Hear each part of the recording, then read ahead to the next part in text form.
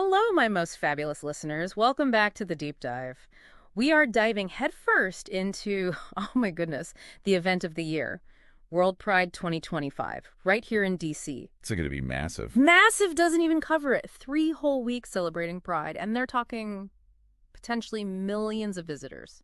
Millions. It really is an unprecedented scale for the city. Yeah. And significantly, it marks 50 years of Pride celebrations here. Exactly, the big 50, so you know it's got to be extra special. Okay, so here's our mission for this deep dive, yours and ours. We need to understand what's really happening with the preparations for World Pride 2025. Are things on track? Are there, potential roadblocks? And we're drawing on some reporting from District Drama for this. They've Yeah. been looking into the status of things. Yes, and let me tell you, the District Drama piece, well, it hints at some drama. We're talking about a big Smithsonian exhibit suddenly being postponed. That's one key issue they raised. And also delays. Delays getting permits from the National Park Service for events, like right on the National Mall. Which is obviously crucial territory for events of this nature in D.C. Totally. So are these just minor hiccups? You know, the usual organizational chaos? Or is something else maybe going on? It makes you wonder, especially with this year's theme. The fabric of freedom. Isn't that gorgeous? The fabric of freedom, celebrating all the diversity, the unity, the beauty of our community. But these snags, they feel a bit worrying in that context. It's certainly a theme that resonates with the need for things to run smoothly and inclusively. Right. Okay, let's get into the details. First up, the Smithsonian situation. What's the story there? Okay, so the plan was for this really significant exhibition at the National Museum of African Art. It's called Here, Pride and Belonging in African Art. Ooh, I heard about this. It sounds incredible. Like African and diasporic art focusing on LGBTQ plus themes. Exactly. Celebrating intimacy, faith, family, joy, challenging homophobia through art. It was positioned as the Smithsonian's flagship contribution to World Pride, a really groundbreaking concept. Wow. Okay, so what happened? It's been postponed. The new debut date is now February 2026, well after World Pride wraps up. Wait, 2026. Why? What's the official reason? The museum cited the, quote, budgetary situation and shifts in the fundraising environment.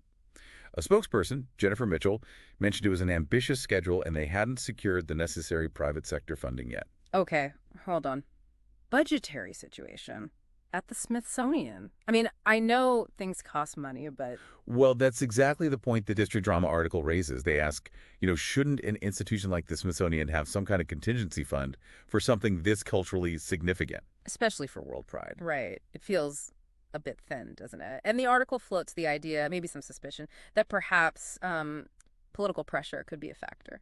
Yes, it notes the context of the current Trump-Vance administration and their, documented stance on LGBTQ plus rights and visibility.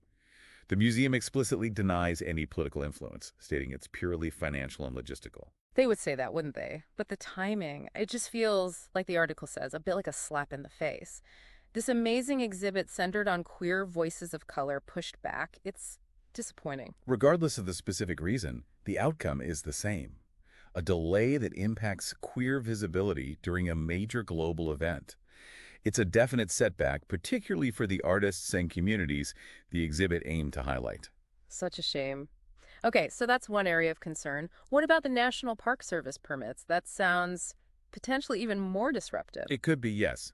The issue is that as of early May, just, under 3 weeks before World Pride events were set to begin, permits for several key events planned for the National Mall hadn't been approved yet. The National Mall, like the heart of D.C. You need permits for anything big there, right? Absolutely. It's federal land, tightly regulated, and we're talking about 5 specific events mentioned in the article, 4 of them happening at or very close to the Lincoln Memorial. Oh, wow.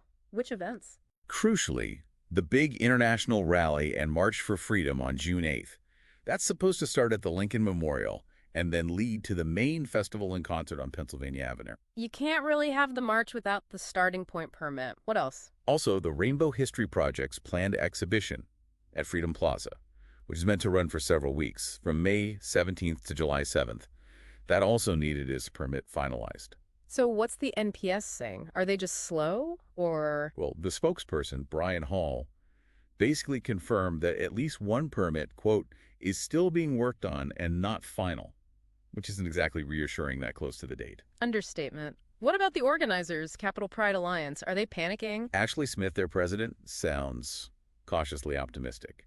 She said they're in constant contact with NPS and generally expect permits about a week before the event. Apparently, it's tied to getting final cost estimates for things like cleanup and security. Okay, that sounds sort of standard, maybe, waiting for costs. It can be part of the process, yes, but Smith also acknowledged the delay is causing significant anxiety. Waiting until the last minute for permits for events involving potentially huge crowds is stressful. I'll bet. And is there any suspicion here, too, like with the Smithsonian, Oh, about, yeah, politics? definitely. The district drama Pete's points out that some activists worry it's not just bureaucratic sluggishness. They fear it might be a form of quiet sabotage. Quiet sabotage. Why? Well, again, pointing to the Trump administration's policies and rhetoric concerning the LGBTQ plus community, the fear is that maybe there's pressure to obstruct or hinder these highly visible Pride events. Even though NPS says they don't consider the politics. Right. NPS insists they only look at park preservation, safety, logistics. Yeah. But the article captures the skepticism pretty well with a simple, sure, Jan. Yeah. Okay, so the takeaway is these delays are causing major logistical headaches and feeding into this background anxiety about whether everything will actually be allowed to happen smoothly. Precisely.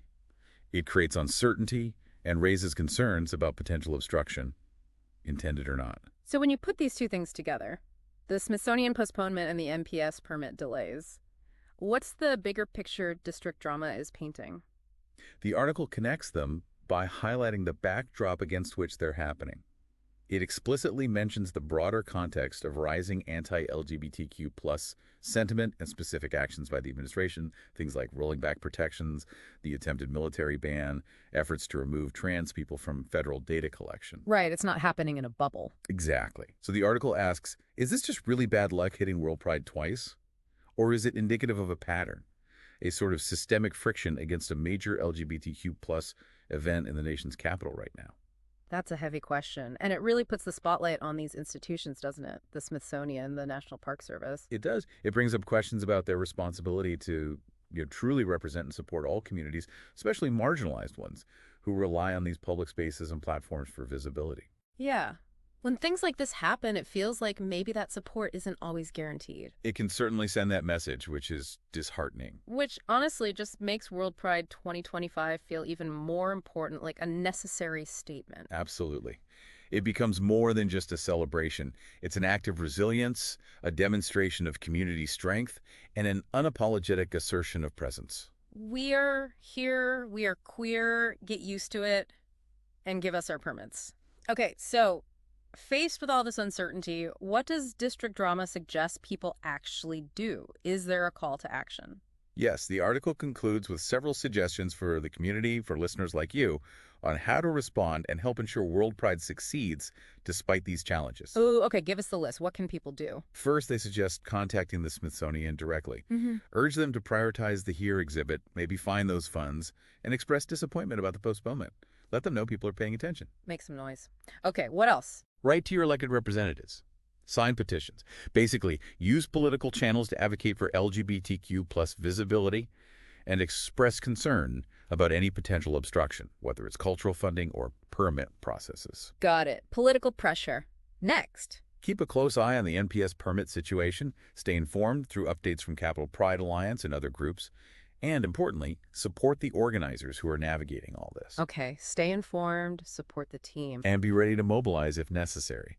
If permits do face last-minute issues, community response might be needed quickly. Right. Be ready to show up and speak out if things go sideways.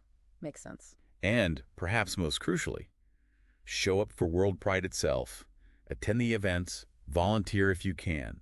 Visible participation is a powerful statement. Yes, fill the streets, be the rainbow, let them see us. And finally, spread the word. Talk about WorldPride, talk about the issues, make sure everyone understands the significance of this event, especially now. Love it.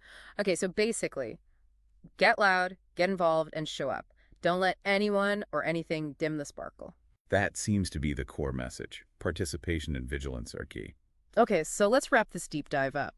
What are the big takeaways we need to hold on to? I think there are two main threads. First, the Smithsonian exhibit postponement. Officially, it's about budget, but it's happening amid suspicion of political influence, and it's undeniably a loss for queer visibility, especially for artists of color, during WorldPride. Right. A definite disappointment, whatever the real reason. Second, the National Park Service permit delays for major events on the mall. This is causing real anxiety for organizers and raises concerns about potential obstruction, feeding into the broader worries about the current climate for LGBTQ+ events. Yeah, logistical nightmares and political unease rolled into one. But woven through all this is the resilience and the importance of WorldPride 2025 itself. It stands as this huge celebration of diversity, unity, and, well, the fight for that fabric of freedom. Absolutely, it feels even more vital now somehow. And perhaps the final thought for you, our listeners, is to really consider how these institutional actions or maybe inactions reflect the world around us right now. Mm-hmm. What does it really take to create and protect that fabric of freedom, especially when faced with these kinds of headwinds? And thinking about your own role, how can you help ensure World Pride isn't just successful, but truly impactful? Whoa, deep thoughts to end on. How do we weave our own thread into that fabric? Okay, ponder that, my fabulous friends. Thank you for joining us on the deep dive. Go out there and be gloriously unapologetically you.